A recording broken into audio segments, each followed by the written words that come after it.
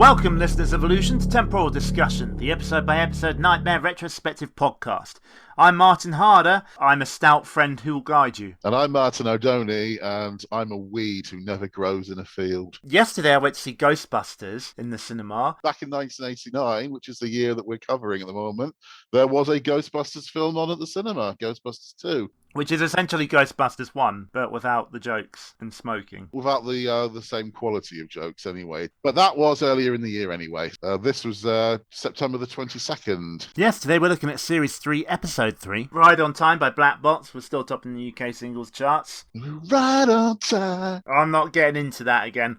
Thank you. We actually did a Twitter poll as to whether Ride on Time was better than Swing the Mood by Jive Bunny and the Master Mixers. And around 90% of you were wrong. Well, you know something? I don't care. To go on record, I have never said that Ride on Time is not a good song. You just said I was wrong, so you obviously are saying that, so go away. No, I said that I prefer... I said if you're not careful, I'm going to start saying that Roger Rabbit is a really rubbish film. You dare. No, I don't dare, actually. On the subject of films, what was the big film at this time in 1989? We've got a new number one in the UK box office, which was the Robin Williams film Dead Poets Society. We don't read and write poetry because it's cute. We read and write poetry because we are members of the human race, and the human race is filled with passion. Medicine, law, business, engineering, these are noble pursuits and necessary to sustain life.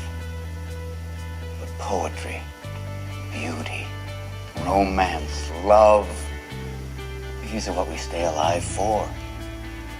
Quote from Whitman, "O me, O life of the questions of these recurring, of the endless trains of the faithless, of cities filled with the foolish, what good amid these, O me, O life?" Answer, that you are here, that life exists and identity, that the powerful play goes on and you may contribute a verse. That the powerful play goes on and you may contribute a verse.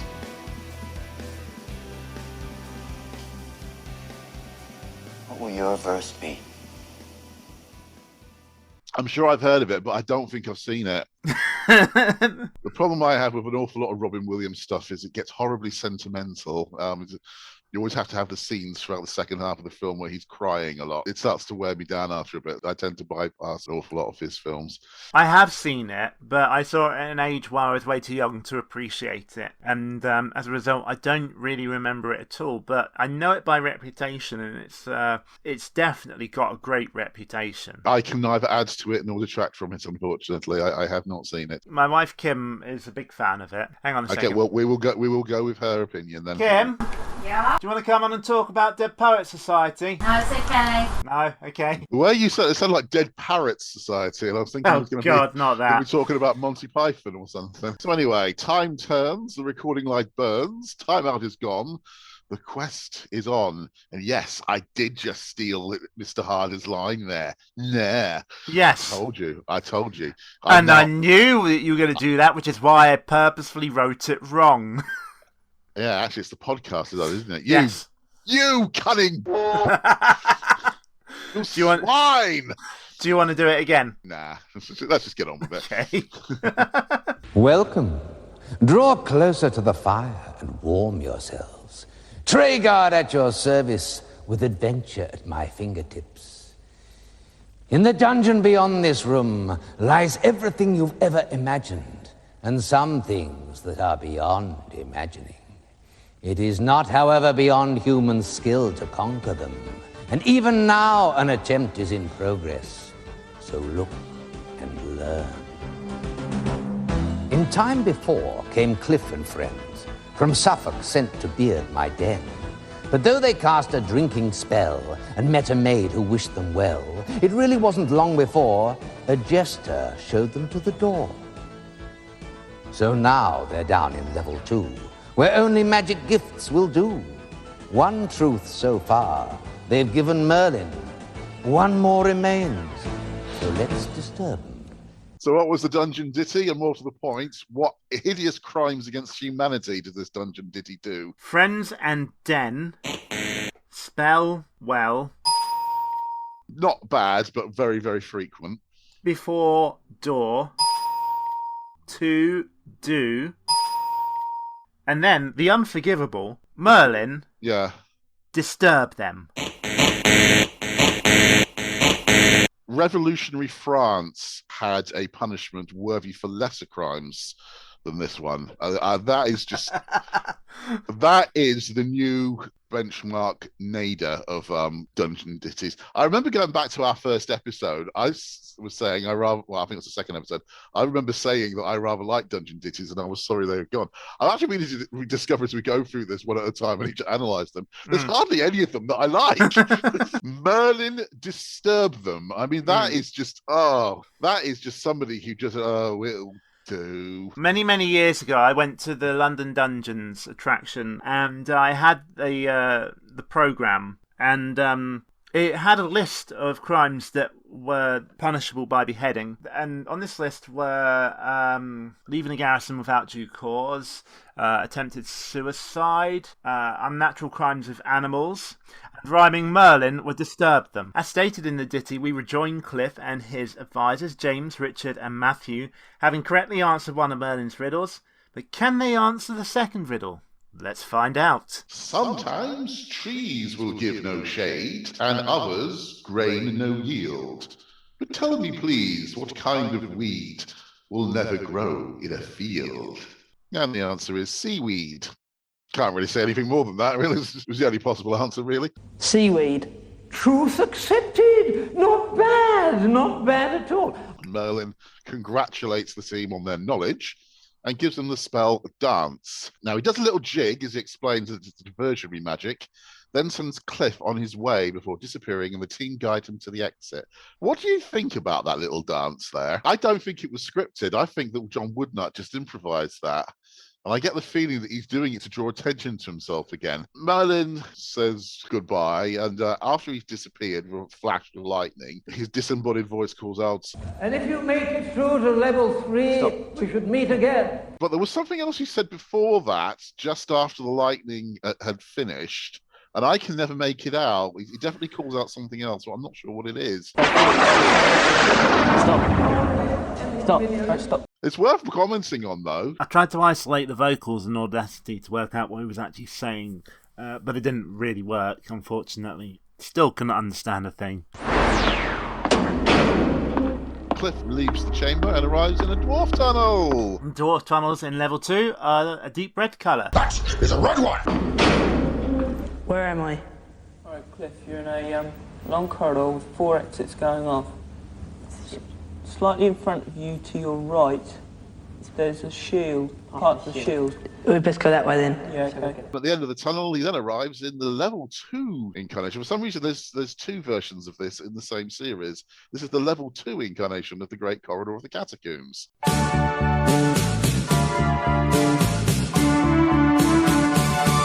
Oh yes, it's the Great Corridor of the Catacombs. Oh, what's an adventure to do? And we're all pretty sure it's the same as before, except this one's on level 2. It frequently appears throughout Season 3 in the same quest. You get a level 1 and level 2 Corridor of the Catacombs. I don't know how that works, but it's Nightmare, it's the dungeon. You might just as well roll with it. Warning, Goblin Scouts in the level. You need that object team, but you also need Cliff alive. Your thoughts, Mr. H? I'm not sure about thoughts, but Nah, it's you after all. the Corridor of the Catacombs has a more gloomy look to it today. This being, like you say, it's level 2 incarnation. It seems to stretch further into the distance than before. Also, no, we didn't swear. There are Goblin Scouts in the area. There's also a piece of the shield, and the team must guide Cliff to it and also get him out alive. This doesn't present too much of an issue. Once the shield is collected, they glide them out by sidestepping him through the near right exit. Well, in fact, by stepping backwards and then sidestepping. So that was actually a much more impressive bit of manoeuvring there. Is that the first time we hear the Goblin Horn in the series? I think it is, yes. Yeah. I do rather like this incarnation of the corridor. I rather wish it always looked like this, because it really does seem to go on forever. You can occasionally just have a wall suddenly just drop into view and then start sliding towards the Dungeoneer or something like that. But I do rather like this infinity look that it gets there. It really makes you think Nightmare is a big world. They are a team of extreme inconsistency, this lot. I think sometimes they're so witted that Treguard has to explain to them how a dice works. And then at other times, they're actually quite sharp and smooth operators. And their maneuvering here is actually quite impressive. They have to go past the door to get the shield piece. They get it. They then very, very sharply and smoothly move him back level with the door and get him straight out. So there's no middle ground with this lot. They're either inspired or they're half comatose. So they leave through the door, and no, this is not a room. Where am I? Okay, Cliff, you're in a room, and to your right there are 2 stalagmites. Tights. Hurry, team, there's no knowing if the goblins will follow, but if you linger here, they'll be upon you without warning. This is our first look at the cave that would become known to Nighties as Death Valley. Can I just say that's rather strange because it isn't a valley. No, but it overlooks a valley. I've got my own name for this, and once again, you don't have to assume I'm right or wrong about this, but I've actually got a different name for it. For a long time, I used this until people said Death Valley. The Nightmare book published alongside this season was called The Labyrinths of Fear, and it tells the story of how King Aron was defeated by Treguard by using the power of a set of chambers in the dungeon called the Dream Caverns, an entrance to sorts of lee paths that can take a person vast distances in just a few steps. And I really rather liked these caves on the screen here when they were introduced. And I thought they deserved a name, and I decided these might as well be the Dream Caverns. So I tend to call these the Dream Caverns. When I'm writing scripts, and I've occasionally mentioned the Dream Caverns in them. These are the caverns I mean in the audio plays. So you don't have to assume I'm right. You don't have to assume anything on that. But I think it's a better name than Death Valley, because Death Valley, well, the death side of it's correct, but the valley bit is wrong. It does overlook a valley, though, as we find out in later episodes. Yeah, that could be Death Valley. I mean, that's a very good name for that cliff drop, because it kills more than one person throughout the course of the series. That's Death Valley, but this is above Death Valley. Whether you call it Death Valley or Dream Caverns or whatever you want to call it, it's essentially a large cave split up into 3 distinct sections, similar to the ledge crossing in level 1. The first section features 2 large stalactites hanging down in front of the cave mouth, which appears to be at the edge of a large cliff with mountains in the background. A light indicates the presence of an exit to the left, and it's through this exit that the team guide Cliff as a goblin wanders into view. That exit isn't terribly obvious, and that does cause problems for a later team. I think it's the next team it causes problems for. But if you look closely, you can just see a sort of edge to the rock at the front, and a separate rock behind it with a bit of light coming from it. But I do think it would have been fairer if they'd made it a bit more obvious. I think in one episode they actually end up putting an arrow flashing on and off on the screen. On the team, that food might be useful. Can you see the food? Yeah. So get it out. The next section of the cave features a stone bench on which is a food item that is not identified. It gets nat-sapped anyway, though, and the team move on to the next area of the cave. To your left, Cliff. To your left. Keep going.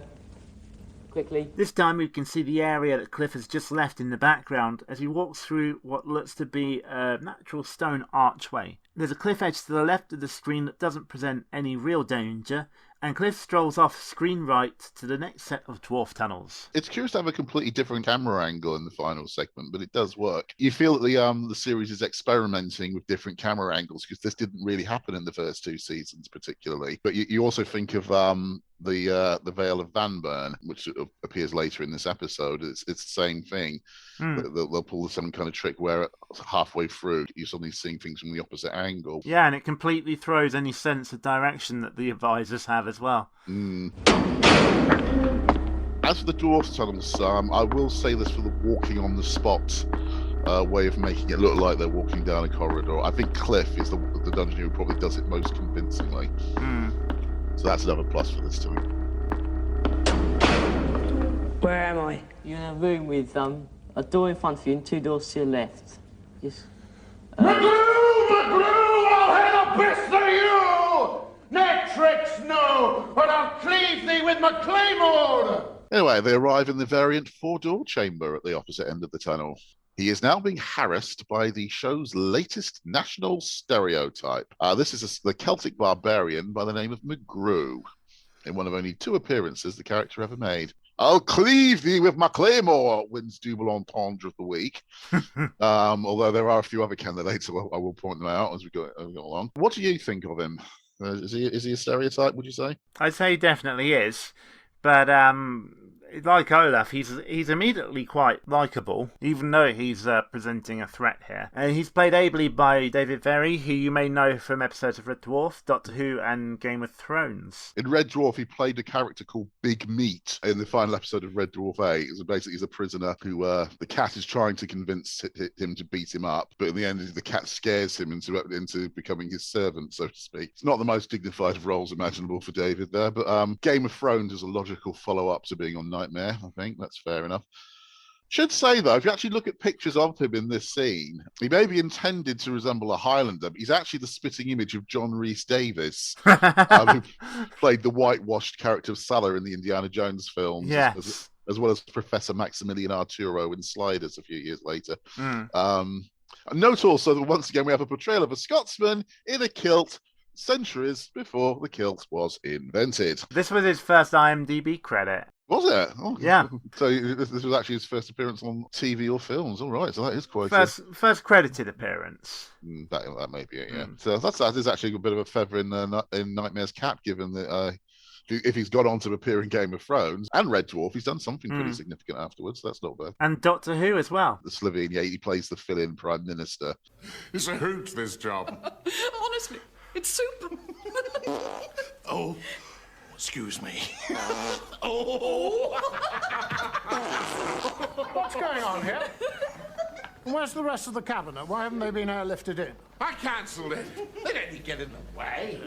Oh, there I go. And me! I'm shaking my booty. Sir, under Section 5 of the Emergency Protocols, it is my duty to relieve you of command. And by God, I'll put this country under martial law if I have to. Oh, I'm scared. I mean, that's hair-raising. I mean, literally. Look.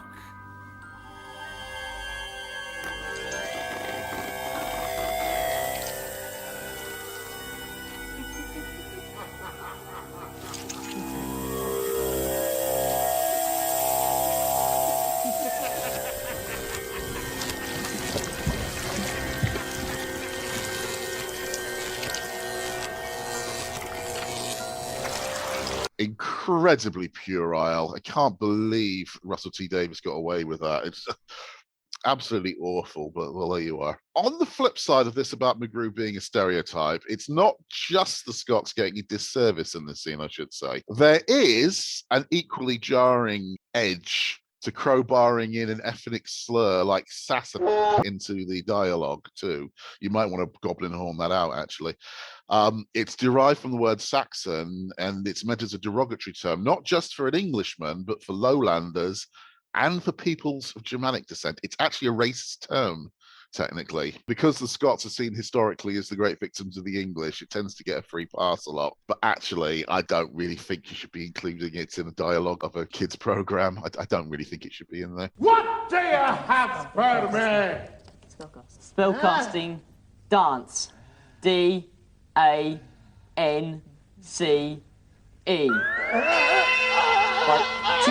Side step to your left, Cliff. Keep going, keep going, keep going. So the team cast the dance spell, and from out of nowhere, bagpipes begin to play like a vacuum cleaner starting up. McGrew is forced into performing a strange Highland jig and cries out for mercy as the team exit. What do you think of this, actually? It looked... Again, I'm not too sure about the tone that it's giving here. It looks very silly. In fact, it's also slightly excruciating, the style of the jig. It's very much an outsider's portrayal of Scottish culture. But also, it could be like how he would dance if he was being forced by magic to dance. So that's a way of rationalising it, yeah. But again, it's a stereotype. I think all in all, this is a scene that gets into the wouldn't be allowed if it was made today list. There's that very uncomfortable feeling in your teeth when you're trying to talk about it without making things sound even worse. It's also because it leads straight into what happens in the next room. Yes, it does. Which I think is wholly unfair. I think it could have been fairer. I don't think it's as bad as a lot of Nightmare fans make it out to be. I'll do anything for this! Where am I? Right, you're in a room, and over the far left-hand corner there appears to be a mine leading up to distance.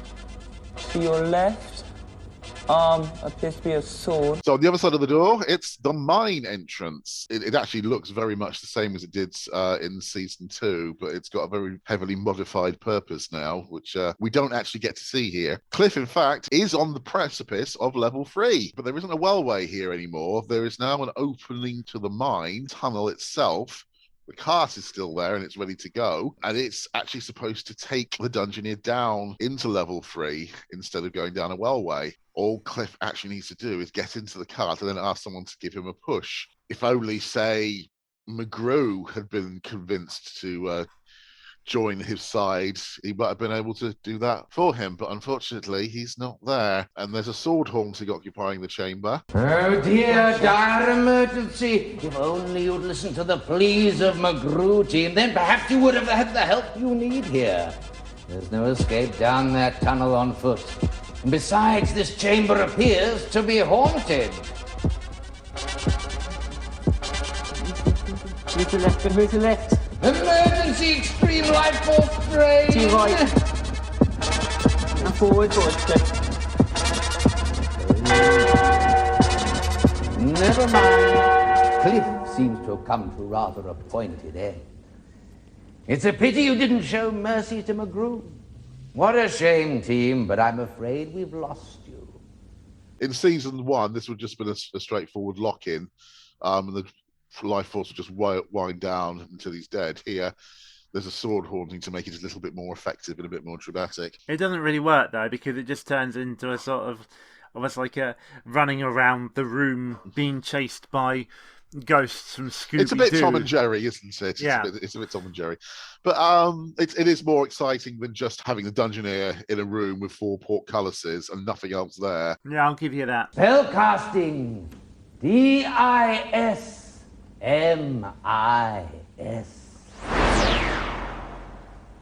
So, it's the end of Team 2, and despite themselves, they did get to the end of level 2.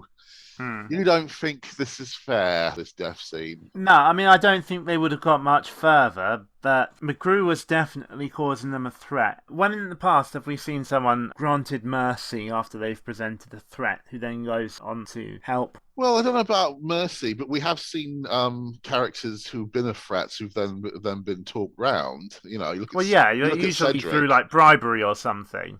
Well, no, in Cedric's case, they just talked him round, didn't they? They just said, we're your friend. So that's true. And I mean, just because it hasn't happened before, it doesn't mean it can't happen this way now. If everything has to work exactly the same way, it gets very boring. I do think it could have been slightly fairer, but I think overall, I'm actually okay with the way this worked out. I can see why a lot of KM fans have complained about it, but I think it was actually just a resumption of a problem that had been afflicting this team throughout their quest, which was that they're prone to lapses in concentration and they're not paying attention to what's being said to them. That's true. We saw that pattern happening quite a bit, especially with Treguard and the tongue bridge. Time. There isn't time. You haven't got time. You had to keep screaming it at them until they'd use the egg timer. The bees. It was clear that McGrew was helpless to attack them while the spell was in effect, so they might have paid attention to his pleas there. And maybe an intervention from Treguard would have been appropriate, but quests have been moving slowly enough already. I think, overall, it's quite clear that you can hear quite clearly what McGrew is saying. He's saying, please, I'll do anything you want. Please turn this magic off. Please, please, please. So I'm okay with it.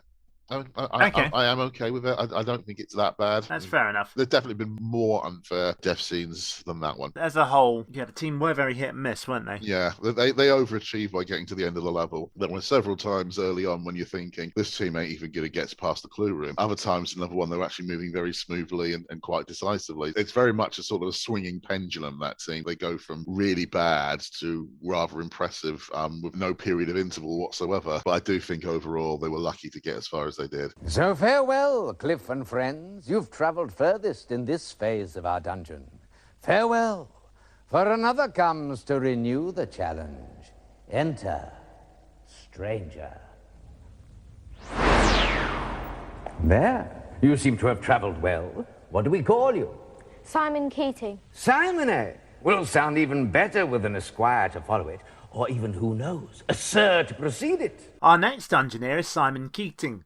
Treguard says he'll need 3 stout friends to guide him, so Simon calls advisors Deborah, Mark and Claire from Horsham. Treguard makes a rather unkind and I think unfounded comment here. Yes, well, I know I said stout, but there was no need to go that far.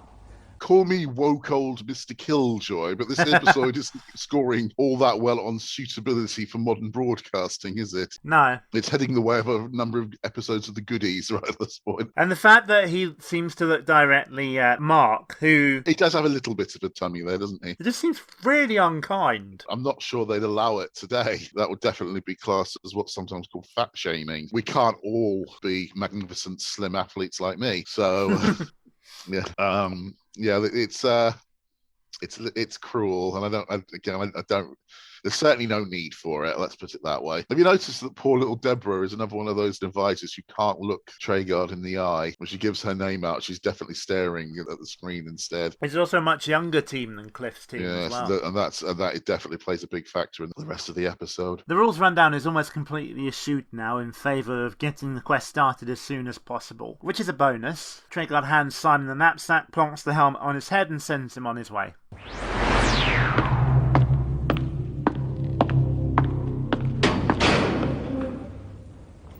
Where am I? You're in a green room with some sort of green sky at the top, and there's a green table just in front of you with a dice on it. Ah, what to do and where to go? It seems the answer isn't immediately apparent. Perhaps a throw of the dice will help you decide. Once again, we're back in the dice room.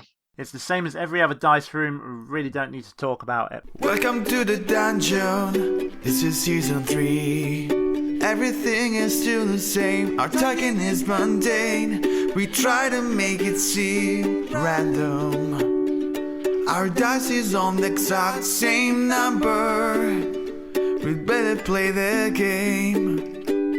We'd better play and never talk about it. So welcome to the dungeon. And again, the team guides Simon through the door on the right. Which makes sense. Where am I? Simon, you're in this room with doors on each wall. There's 2 on each side. And this man... Warning, an ogre is loose in this level. Out of here quickly. So we're back in the level 1 version of the Corridor of the Catacombs. Play that jingle!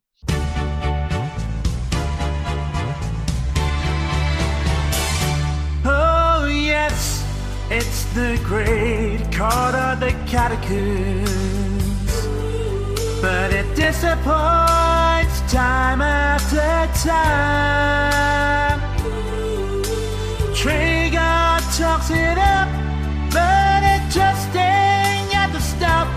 And yes, that was a virtual ride. And the corridor falls back to its usual ways. The dimmer lighting is pretty, but all the ogre does is stand there and make growling noises. After seeing some more inventive uses of the corridor recently, it's a bit disappointing to say the least. I will say that I'm rather enjoying the gloomy, grimy look of the corridor here, as though they've turned the lighting down on it a bit, which makes it a bit more, sort of haunting and Halloweenish. I don't even mind that they brought the season 1 colour scheme back for it. And I like the continuity of Simon being side on as he arrives. That's always worth a point. But the problem we got here is that you can tell the ogre is pre-recorded footage that's been chroma keyed into the scene in advance, and he isn't really there. It's a bit like the Totodile in the corridor, or the Shadow Demon, or even the Layers of Car as well. And it's therefore the illusion of a threat is very, very easy to see through. What this scene does, however, draw attention to, which is significant, is that the advisors are really struggling to find their words as they try to guide Simon. It shows that this is a young and nervous team. Simon exits through the nearest door on the right. Right, you're in the bomb room. Oh God, we're in a bomb room again. Yeah, we get 2 jingles in a row, people. Bum, bum, bum, bum, bum, bum, bum, bum, bum, bum, bum, bum,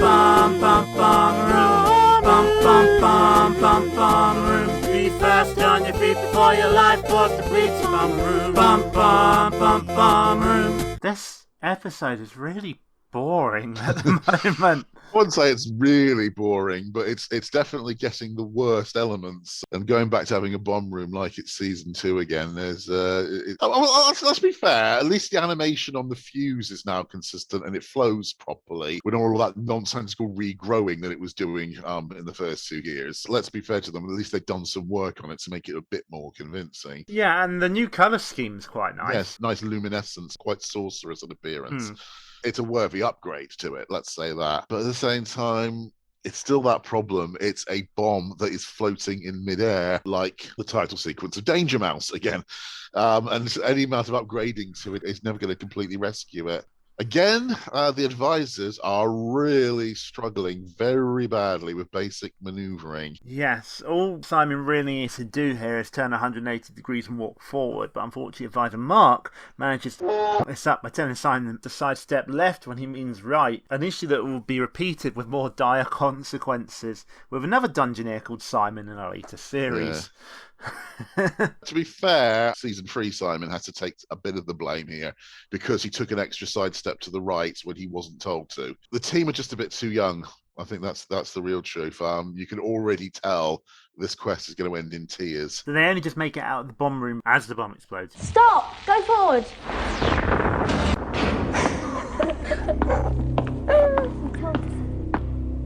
Simon, whatever you do, don't stop to rest until you're out of the tunnel. Well done then, Simon. Carry on going. Come on, you're nearly there. We've actually cut this dwarf tunnel down a fair bit because it's really long and nothing happens.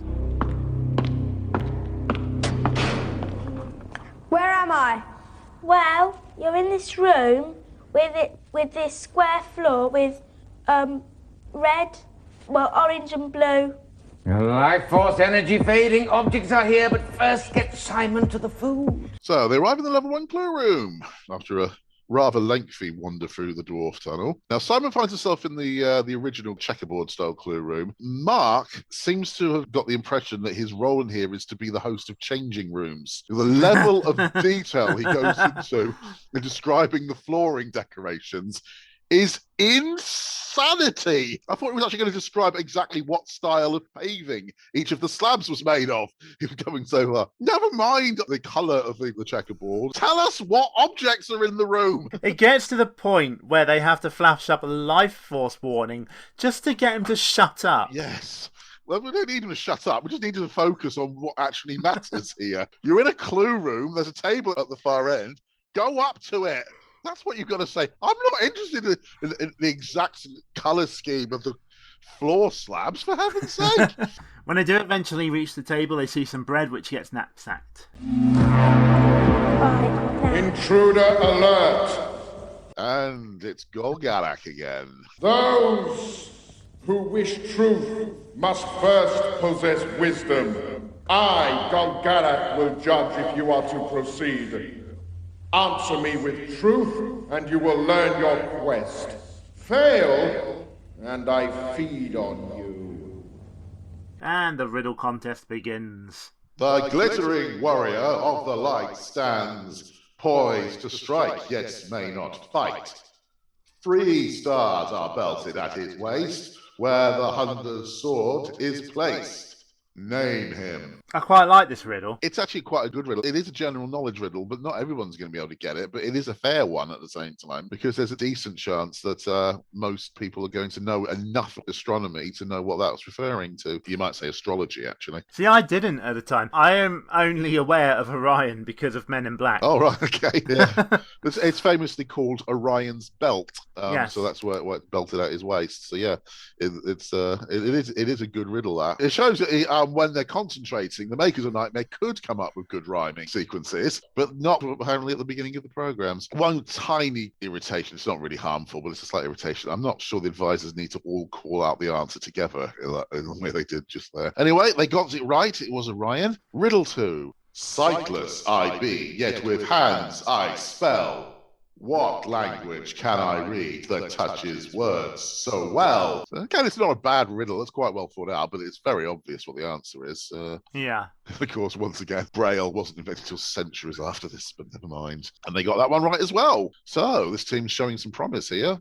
Amid the ashes where they burnt the maid, they found her heart intact and brave, for with it a kingdom did she save. Of whom do I speak? Did you get this one? Yes, I did. Yeah, I think most people were Joan of Arc. I'm pretty sure it was actually a very large rebel army that she used to save France rather than just her heart. Yeah, but that doesn't rhyme as well. It doesn't, no. Amid the ashes where they burnt the maid, they found her heart intact and brave, for with a rather large rebel army, a kingdom she did save. Actually, yes, it does rhyme. That's okay. Well, it rhymes, but it doesn't flow. It doesn't scan quite as well, but it's close enough. I mean, for heaven's sake, look at the beginning of the episode before you quibble over that. I mean, Merlin disturbed them. As far as I'm concerned, almost anything goes after that one. Okay. The team gain a perfect score and discover that their quest is for the crown. They are told to accept the mark of the challenge. They command the wall monster, who tells them that the blood-red stone will bring them grief. Golgarath vanishes, and the team are able to examine the clue choices. On the table are a ruby, a gauntlet, and a candle. Treguard reminds them to remember the words of the monster, and after a brief discussion they pick up the gauntlet and the candle before exiting. Yeah, it's pretty straightforward. It always helps, as I've said in the past, to have a negative clue. A clue that tells you which item not to take, because there'll only ever be 2 others and you're allowed 2 objects. Take up the challenge is sometimes expressed as pick up the gauntlet, so that was a bit of a giveaway. And the other clue about the bloodstone being a source of trouble, well, obviously just avoid the ruby. I also think this is an example of what Hugo Myatt was talking about a couple of episodes ago. Because did you know we had Hugo Myatt on the podcast, listeners? Did we? Yes. God, that must have been so exciting. Where can we download or at least listen to the podcast with Hugo Myatt, Mr. H? It was Series 3, Episode 1, and you can find it wherever you get your podcasts from. That was precise. We just completely made that up on the spot. There was nothing in the scripts to tell us to promote the episode with Hugo in it. Yes. We're promoting our own podcast on the podcast. Yeah, without really, actually, now you mention it, that does make it rather silly that I was saying give the address, because it's going to be the same address people are listening to it on, aren't they? Sorry, everyone, Mr. Ficky strikes again. But yeah, this just harked back to something he was saying about giving the younger teams a bit of an extra boost. Yeah. A few extra clues by telling them to remember what the wall monster said. Well, of course he can remember what the wall monster said. He only just said it. Yeah. And they were actually taking that into account even before Hugo said it. I'm not sure they entirely needed that little hint there, but... Maybe not, but it did seem very kind of put in to help them out because they were a younger team. Yeah, I think so. They comfortably guide Simon out of the chamber.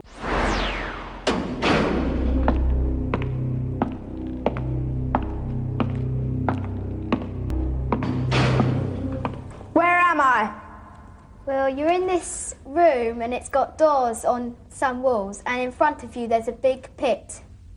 Right. I suggest you don't investigate the pit, team. I think I can guess who lives there. And it's probably best that you don't meet him. This is not a pleasant place. Right, so and then sidestep to the right. And they arrive in the lair of the dreaded car again. I still maintain that this room looks awesome. The snake fits into it perfectly. It's really striking. The problem isn't the room here. The problem is this team. I don't want to be horrible to them because they are genuinely very, very young, but they seem to have a real problem with their vocabulary in general. It may just be something they're young and nervous, but it's nightmare. You've got to get over that. Eventually the dungeon will take you down. Yeah, and even Hugo agreed, a few episodes ago when he was on the podcast. Was he on the podcast? Yes, and it is available wherever you get your podcasts from. Excellent. Because even he agreed that there was no way the snake could actually harm them. Absolutely not. Because it's literally just moving around in that one square. Unless they walked into the pit. Yeah.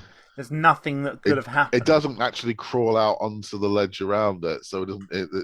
Because it's just a recording of a snake doing the same few motions over and over. As we were saying earlier in the corridor of the catacombs with the ogre, because you can see it's just a recording that's been filtered into the chroma key. It takes all the threat away. I still maintain that it's not a living snake either. I think it's a taxidermied snake. It's not clear, but I do think I see a tongue sticking out just occasionally, very briefly. You might be right, but I'd say the jury's still out on that. But anyway, as we say, Advisor Mark won't use 3 words when 7 will do. I last counted he won't use 2 words when 348 will do. But they are quite calm here, at least, and they guide Simon through the door on the right. It doesn't help the credibility of Car that when it emerges from the pit in this scene, Simon is moving to the right and the car is gently turning its head away from him in the opposite direction. Again, it really gives away that it's pre-recorded footage and you can't really suspend your disbelief. And it's the same footage from the last time it appeared. Yep, same combination of movements. Now, before we get into the next soundbite, I should let you know that there are some audio glitches on the recording we were using. We can't really do anything about it, unfortunately. They're not major, they're just a little irritating. You'll know what they are when you hear them. Where am I? Well, Simon, you're in a room, and there's 3 doors. There, one on the right, one on the left, and one straight in front. And on the right door, there's a sword flashing. Now listen, team, your quest is taking you, as quests may do, beyond the boundaries of the dungeon and into the deeper catacombs that lie beneath the castle. As far as I can tell, you're still in level 1.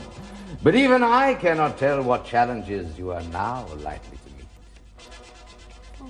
It's not a room, it's the entrance to the Vale of Vanburn. All the sword haunting seems to be doing is blocking off the passageway to the right. But did anyone ever actually go through that side exit anyway? Not the right-hand one. I think it might have been... I think it might have been Julian's team, actually. I think they went through the left exit on one occasion in season 2. Yeah, I think when it was Ariadne's lair. But I think that's the only... It's only been once, as far as I can remember. You're quite right. The door at the far end in the middle is clearly the biggest one, so it's the easy target, so to speak. The team begin to guide Simon through the door at the far end when the ogre lumbers in behind him. The ogre is coming! He has Simon's scent! One side step to the right. Right. Walk forward! Run! Run forward! Causes quite a bit of panic here, because the problem is Mr. Grimwold is growling so loudly that Simon can't hear the advisors over him, so they have to keep bellowing at him, "Run forward! Run forward!" I'm assuming it's Mr. Grimwold. I'm not absolutely sure it is, actually. Okay, the next scene is the Vale of Vanburn itself. Look out, listeners, for a massive blunder in this scene on the part of the production team. In fact, there's several. I'll point them out to you as we're going along, but there's 2 enormous blunders. Each side of you there are walls, and in front of you there is a path which breaks further up.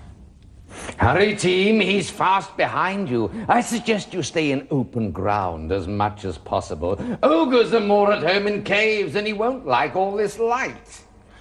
So the team follow the path reasonably well here. They certainly don't get anywhere near to stepping in the quicksand, unlike a certain predecessor. The ogre still follows fairly close behind. And the scene then transitions into the second part of the Vale. And this is another example of experimenting with camera angles because Simon is now facing the camera. This confuses the advisor a little, who now have to sort of invert their natural navigation instincts from their left and right to Simon's left and right. They do get the hang of it fairly quickly, which is good to see. Now, here's the first of the blunders. I'm saying this isn't a big blunder, but there is a discontinuity when the camera angle changes. Simon had just turned right to follow the path to the fountain, but after the angle change, he's still facing the direction of the first part of the pathway, and so they have to turn him right again. Oh, okay. Yeah, so that's a blunder. I didn't pick up on that. Yeah, that's the first blunder. There's a much bigger blunder. It's actually discussed quite a bit on the forums down the years. Just before he reaches the exit, Simon stops for no reason whatsoever. Again, has to be shouted at to keep going into the next area. Come on, keep going! Keep going! Keep going, Simon! Oh. But Simon reaches the fountain section of the Vale, which is the end of the Vale. Where am I? Well, Simon, you're in a yellow room and yellow rocks everywhere, and there's a passage down the left. Stop! That's far enough, you sullock raider! Now, say by what right you invade the Vale of Banburn. Come, speak up. Now, here is the massive super duper blunder. In Ariadne's lair a moment ago, the ogre's trousers were rusty red, or possibly brown. Walking along the pathway up towards the fountain, the ogre's trousers have changed colour and become a sort of creamy beige. Ah, you see, that's not a mistake. I noticed that. You see, what happened was he was walking along and suddenly Lilith appeared behind him and started shouting. So he had to go and change his trousers. Yeah, I was going to come to that. Now, when he appears next to the fountain a moment later, his trousers have suddenly gone brown again. No, Lilith obviously snuck up behind him again. You don't need Lilith. We'll come to this in a second. The Lady Velda blocks Simon's path in the fountain before the ogre arrives, and she's ready to fight if Simon cannot tell her why he's there. Simon tells her that he's on a quest for the crown, and Velda demands that he give her the mark of the challenge to prove it. And of course, that means he throws down the gauntlet. Velda picks it up and states that she believes him. Double entendre alert again here, ladies and gentlemen. That wasn't so hard, was it? Also got on the short list for double entendre of the week. More candidates to follow. Sometimes I think you're just looking for double entendres where there are none. Possibly, but not in this case. That's definitely a double entendre. Anyway, to prove her point, she tells the team the first step is the cat. Then we get the ogre growling and he arrives. Velda sort of basically, she knees him in the nuts, basically. Yeah. And it occurs to me... Doesn't she shank him? Yeah, pretty much. The ogre, basically, his trousers turn brown again. Clearly, Velda is just that terrifying an opponent that it just everything just went straight out of his backside in one horrible fell and soaked through the cotton.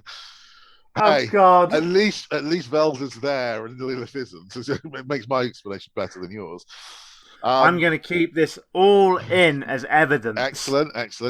I don't want you to cut this out. This is brilliant stuff. I'm pretty sure the real reason for the discontinuity is that on the path through the quicksands, once again, they're using recorded footage of the actor that's been sort of chroma keyed in behind the dungeoneer. In Ariadne's lair and by the fountain, on the other hand, that's actually the actor who's actually genuinely on the set.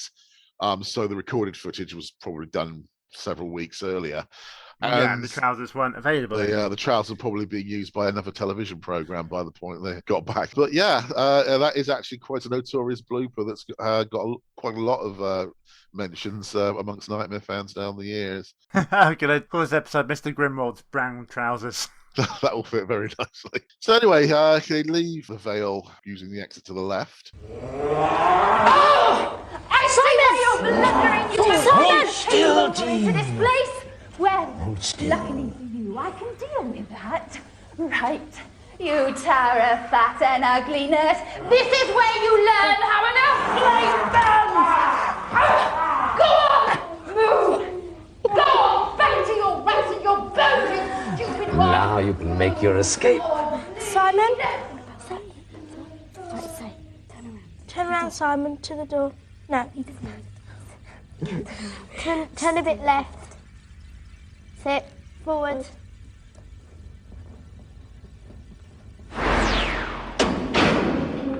Where am I? Simon, can you lift the candle up, please? Right, no. Right, you're in the passageway, and there's an exit in front of you, and there's a crab on the floor, I think it is. I've listed this next scene as Ledge Crossing 3 because I can't think of what else to call it. I agree. It's actually a reflection of Ledge Crossing 3, so you might call it Ledge Crossing 4, but it basically appears to be implying the other side of the hill from the one that Cliff was making his way along in the previous quest. It still looks lovely. I think in some ways it looks rather interesting when it's reflected. It makes it look like it's different even when it's not. Well, it's not lovely to begin with, because to begin with is absolute darkness until our plucky dungeoneer holds the candle up. That's true. That's true.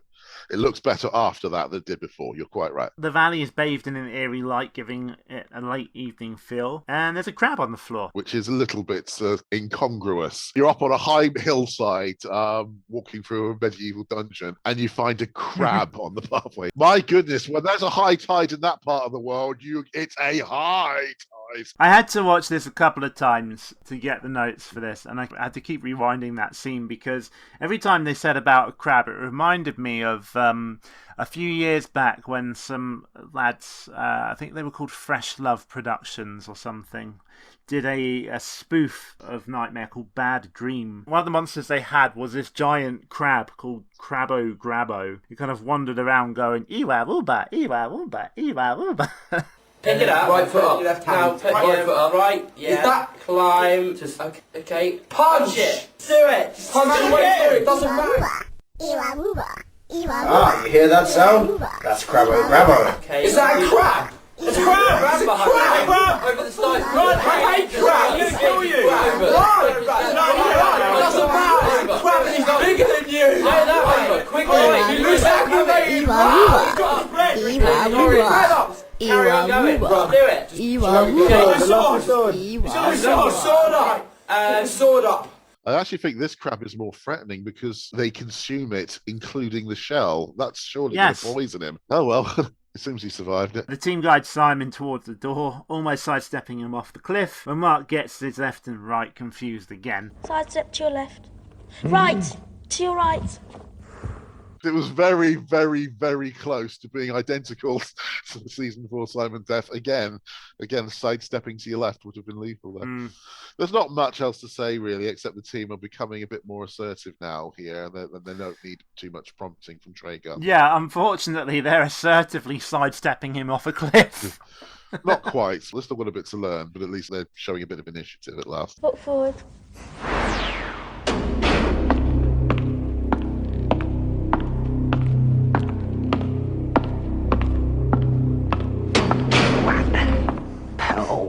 Where am I?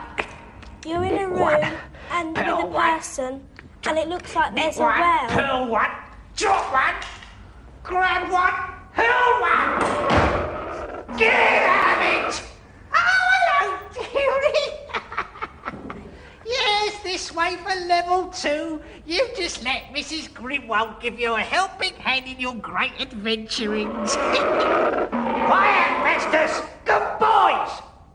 I have to call him boys, dearie, because he's got 2 heads, and they do tend to get a bit jealous of each other. Still, he's a lovely pet, and he wouldn't hurt a lamb. Well, I'm not saying he wouldn't hurt it, but then the lamb wouldn't feel much anyway either.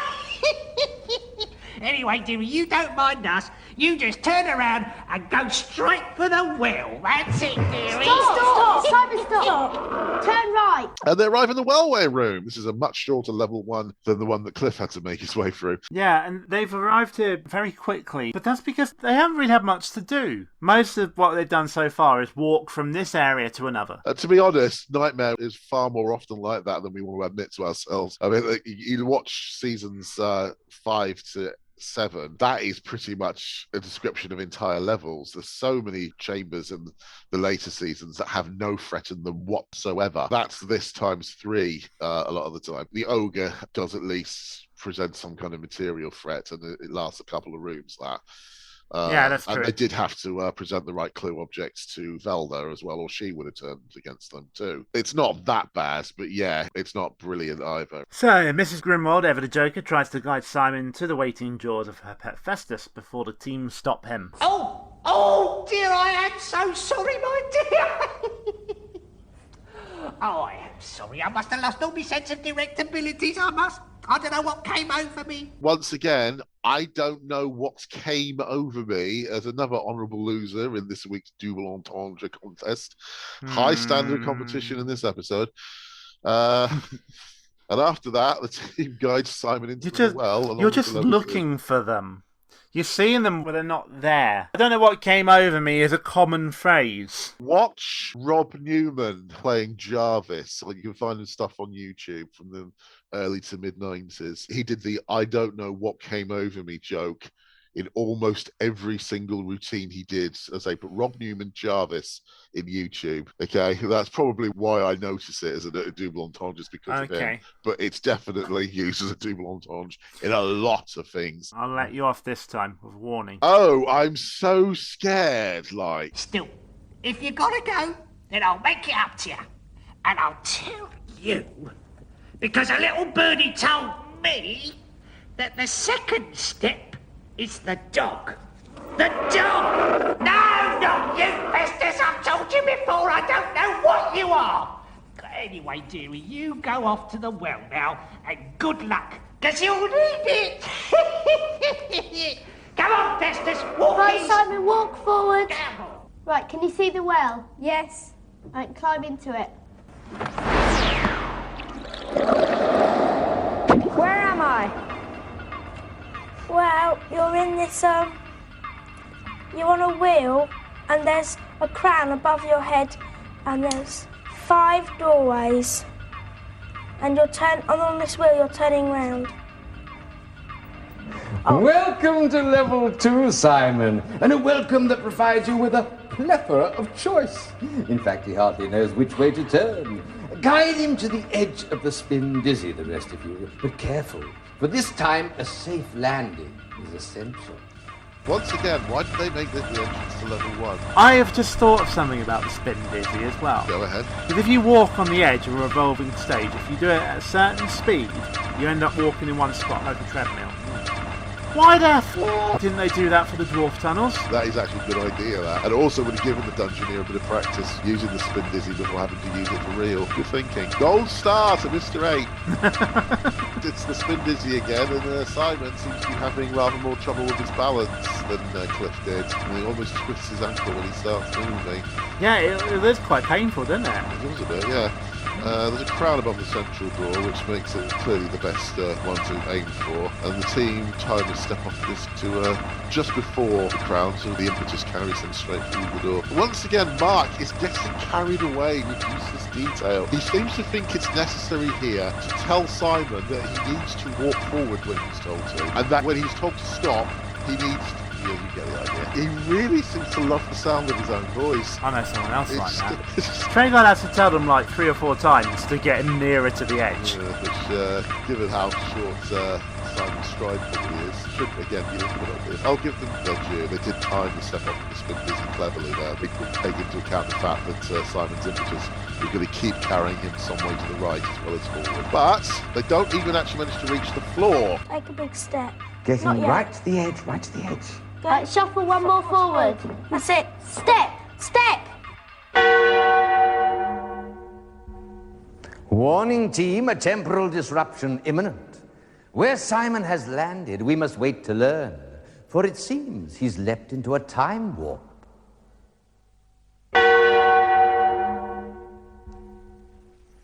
Ah yes, temporal disruption complete.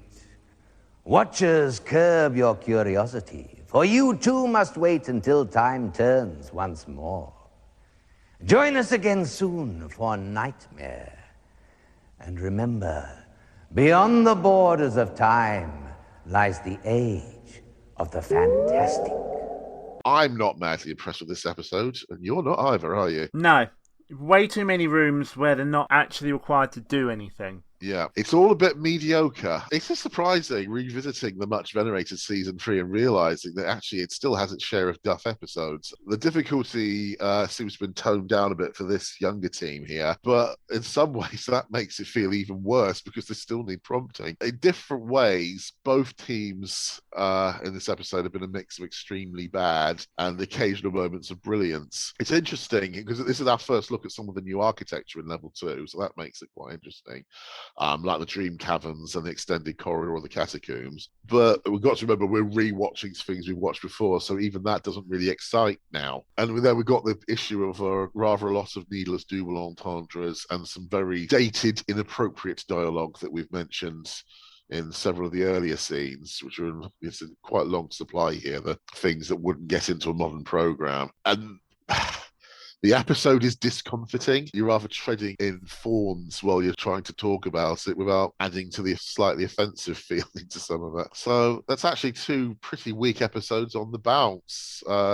And we're only that's only the 3rd episode of season 3. Season 3 is more flawed than we sometimes think. I still think it is probably the best season, but actually, in hindsight, it didn't get off to a very good start. It does get better. It does get better, I think, yeah. Especially the quests that get to level 3. They're actually quite scary and exciting, but these early ones are a bit rubbishy, to be honest. And that's really all we've got to say about this episode. It's not a good episode. It's not one that lives down the years. You can follow us on Twitter. We're at Nightmare Pod. If you want to support our podcast, we're Nightmare Pod, all one word, no hyphen, on Patreon and Ko-fi. Speaking of Patreon, here's a shout out to Keepers of the Book of Quests, David N. Rabbit and Peter Pulsford. Advisors are Benjamin Bloom, Peter Sidorn, David Thompson, and that man, Stuart Leveland. David Thompson, of course, being upgraded from Dungeoneer to Advisor. Absolutely. Which leaves us with Dungeoneer Peter Corridge. You can support us on Patreon at Dungeoneer level or above to get your name mentioned on the podcast. Higher level supporters also receive merchandise,